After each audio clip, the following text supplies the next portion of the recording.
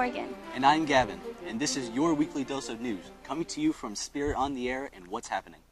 Hey Gavin, did you hear that our Spell Bowl team just beat out-of-area schools for the first place title? That hasn't happened in years. So you're saying that we actually beat the Red Devils from Roll?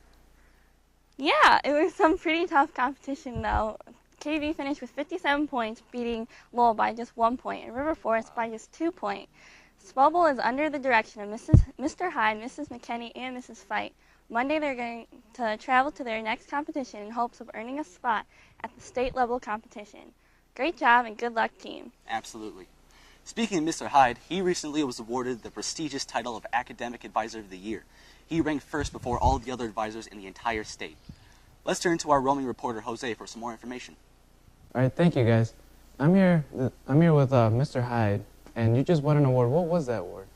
I was lucky enough to be named the Indiana High School Academic Coach of the Year. Coach of the Year. And what is that? Each year, the Indiana Association of School Principals honors a coach who's been nominated by his peers for the job that they've done in coaching academic competitions. How long have you been coaching the academic team? 27 years. 27 years. Wow. Have any good memories from that? Oh, yes. There's been a lot of good memories. I've been very lucky to work with a very large number of just excellent teachers who've served as coaches and a lot of very good students. And who are the team members right now? We have a number of different, we have the Spell Bowl team going on and the Super Bowl academic decathlon team just getting started, and so we don't have final teams yet. So you're a big part of all the other teams, not just one?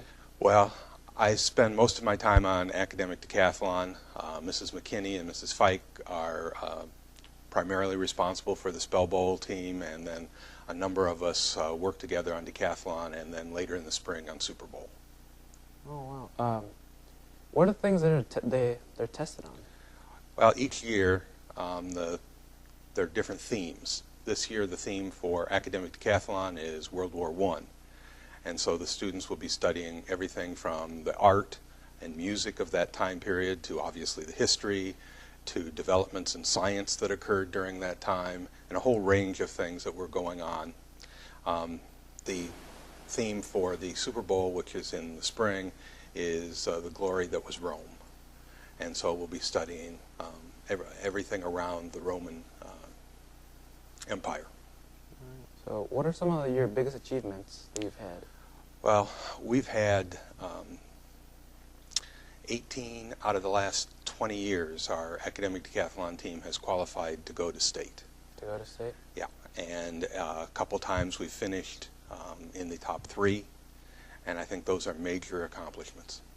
All right. How do you guys think you're going to do this year? We're very confident that we're going to have a good team this year. We've got several people who are coming back, and I think we'll be at state again. All right. Well, back to you guys. Thank you, Mr. Hyde. Thank you. Thank you, Jose. In other news, PSATs are right around the corner, and sophomores and juniors throughout the school are busy preparing. The pressure is on for juniors as their PSAT scores could potentially land them as a spot at the National Merit Scholar, which would provide them with amazing scholarships. I happen to be a sophomore, so this is going to be fun. Well, then you better start cramming. Even though you can't qualify for scholarships yet, this year it's important to practice for the actual SAT before you graduate. I'm freaking out. The amount of stuff that I have to study is just making my brain hurt already. Oh, I bet. Maybe we should go to our on-site reporter, Matt, see what he's got to talk about. I'm here with Troy, and what are you doing for fall break? Just hanging out, playing some video games, hanging out with friends, typical stuff. Wow, that sounds like my life. And I'm here with Savannah. What are you doing for your fall break? Going to Tennessee and going up in the mountains. Hey, that sounds way too exciting. I might have to go there myself. And I'm here with Tori Strong. Are you doing anything exciting for your fall break? I'm just going to go to some bonfires and work. That's about it. You really keep it simple. I'm here with Mackenzie tomorrow. She's going to tell us what she's doing for her fall break. What are you doing?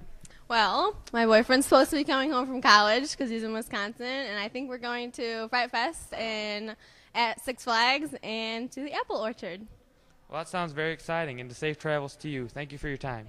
And I'm here with Jose. What are you doing for your fall break? Well, I think I'm going to be going to soccer tryouts and playing a lot of GTA 5. I might join you on that.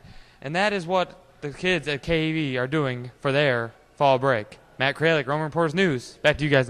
Wow, that's interesting. Thanks, Matt. Something else that's pretty interesting this week is that Mrs. Holcomb will be passing out the child development babies for students to care for next week. Some kids are even taking them home over fall break, the 18th through the 21st. Roaming reporter Abby is here to tell us more. Thank you. This is Abby Jackson here to talk to Ms. Holcomb about her class. What exactly does your class consist of? Child development consists of teaching the students everything they need to know about children from the age of conception through age 3. What years can you take this class? You can take the course as a freshman, sophomore, junior, or senior. So I hear that you get babies. What exactly do you do with the babies and how long do you have them? What the students will be getting is a baby mannequin, much like the one you see in my arms. They will take the doll for 2 to 3 days, and they will provide care for that doll over those days. So does this class prevent or help us with knowing what to do? The main reason we do this is to give the student a realistic picture of the demands that parenthood places on them. Parenthood, as you know, is very demanding in terms of a person's time, effort, energy, and of course it can put a strain on social life. So we want the students to see all of those demands that a baby would give them.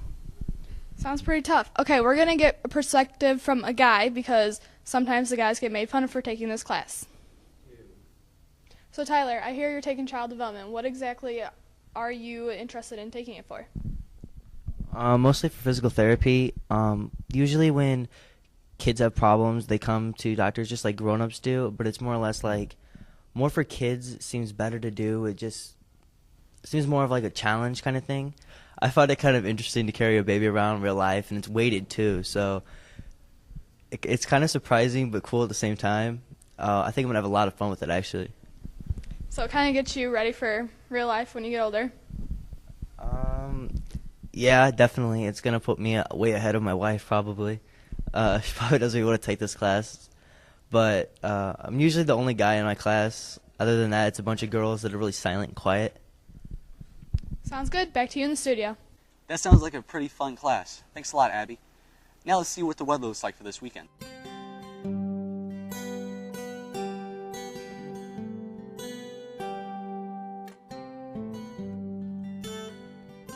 Hey there, Chicago. I'm Weather Channel meteorologist Mark Thibodeau. We got some fantastic fall weather ahead as we go through Thursday. Highs up in the low to mid-70s, mostly sunny skies across the Midwest.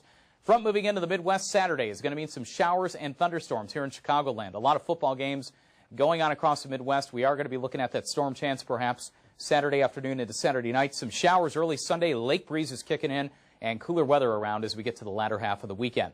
So overnight about 48, 73 on Thursday, and your morning lows will be a lot cooler in the outer suburbs, more like the low to mid-40s. 74 with dry weather Friday, a storm chance on Saturday, a high of 75, and we are cooler by Sunday into Monday, highs in the 60s.